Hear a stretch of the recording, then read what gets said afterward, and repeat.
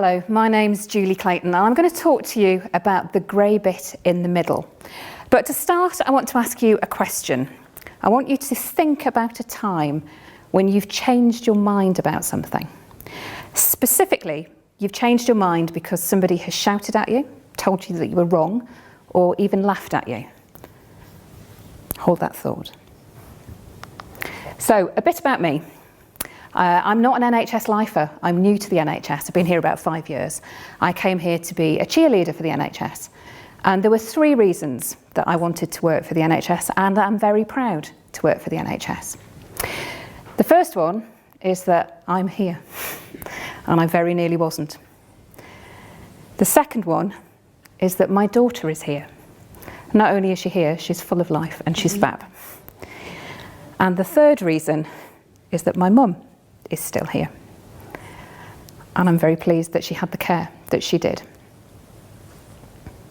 So another question. Why is the NHS like a smartphone? It's a conundrum. Always a new version. Absolutely, because it's always changing. I had a boyfriend with one of these and he had a big bag with a battery that he had to carry around. Do you remember this? I have memories. It's like things that go obsolete, isn't it? Like telephone tables. Nobody needs them anymore. But I remember sitting in a drafty hallway on the phone being shouted at. You still on the phone to that boy? I'm sure nobody in here can remember this. It's far too long ago. But the point that I make is that we wouldn't change our smartphones now. We use them for much more than phoning. They're a part of everything that we do. But they've evolved. If you'd gone back to these ladies and shown them a iPhone 11 or wherever it happens to be, they would have been, oh no, I don't think we want anything to do with that. And the NHS is very much like that. What started in 1948 is very, very different. It has always changed. It has always developed. Things have always moved on for many reasons. What killed us in the 1950s and 60s doesn't kill us so much nowadays. There are different problems that the NHS is dealing with. Sometimes science moves on. So I was talking to a friend of mine who was an orthopaedic nurse in the 1980s, and she was talking about her experience of working on wards that were full of people in traction. That's horrific. If you break your leg nowadays, generally you get a moon boot and you carry on walking around. The thought of being in bed for 6 months on traction is worse than being in prison. The NHS has changed because we've learnt more. We understand more. There's different things at play. It doesn't mean we were wrong in the 1980s. That was what we thought was right. But things have moved on. But when we talk about change in the NHS, we tend to get very scared. We tend to fear that things are going to change for the worse. Or worse than that, something's going to be taken away from us. And my experience, what I really want to talk to you about, is how we talk about change in the NHS. And I don't want an NHS that's built in a time that no longer exists. I want an NHS that works for now. And there are lots of reasons why things need to change. So the science gets better, the technology gets better, people don't die of the same things, they develop other illnesses, the money gets tighter, the way that we work changes because we know that if you want really good treatment, you should be seeing somebody that does kind of that all the time. So we might have to travel for some services. All of this is a big change for people. And when I joined the NHS, I was here to be a cheerleader and to say how great it was and how fantastic it was, and we might not get everything right, but we're trying. And what actually happened was I joined at a time of change. And the NHS does what the NHS usually does, which is decide what should happen with lots of experts in a room, and then goes out to the community and says, we've got all of these terrible problems that we haven't told you about, but we need to change, and we think we could do A or B or C. And in this situation, the community said, whoa, no, we didn't know there was a problem. What are you talking about? We don't like what you're saying, and actually we're really frightened. And the conversations that we were having as the NHS, where we went out and talked to people about the changes that we felt were important, they weren't listening and talking and changing and sharing. They were confrontational.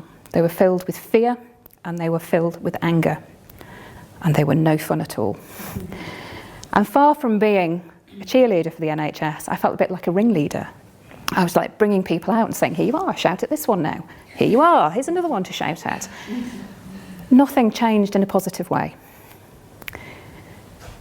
It was presented as right or wrong, good or bad, and the NHS was the baddie, black or white.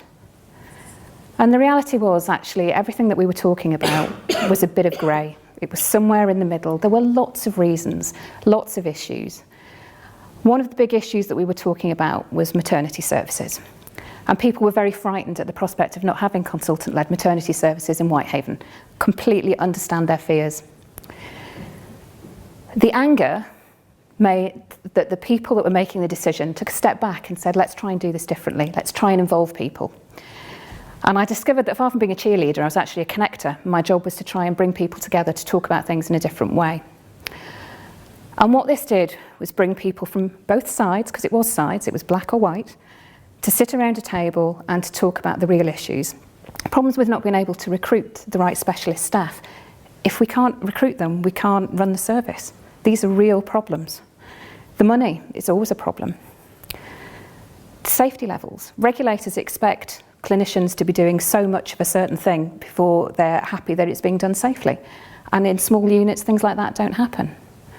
But the community came along and said, what we're scared about is that all that risk that you feel, you're just passing to us. And we've got all the risk, and we're frightened. And the conversation changed. And I've described that in 3 minutes. It took 3 years. It involved sitting in rooms with people on different sides of the table. It involved people being very upset, people feeling threatened, people being angry. But we got to a different level of conversation. And not everybody wanted to be part of it, but a lot of people did. And we talked about the grey bits in the middle, the difficulties of short-term closures and what that really meant, the difficulties of what the regulators would say, the difficulties of the finances, the real problems with recruitment. And the conversation changed. And we all owned the problem. And then we got to a point of making a decision.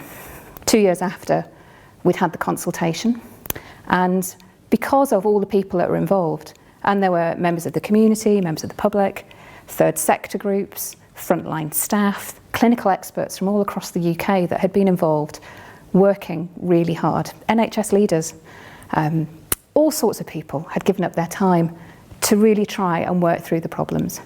It had taken people moving their positions, thinking differently, listening to each other.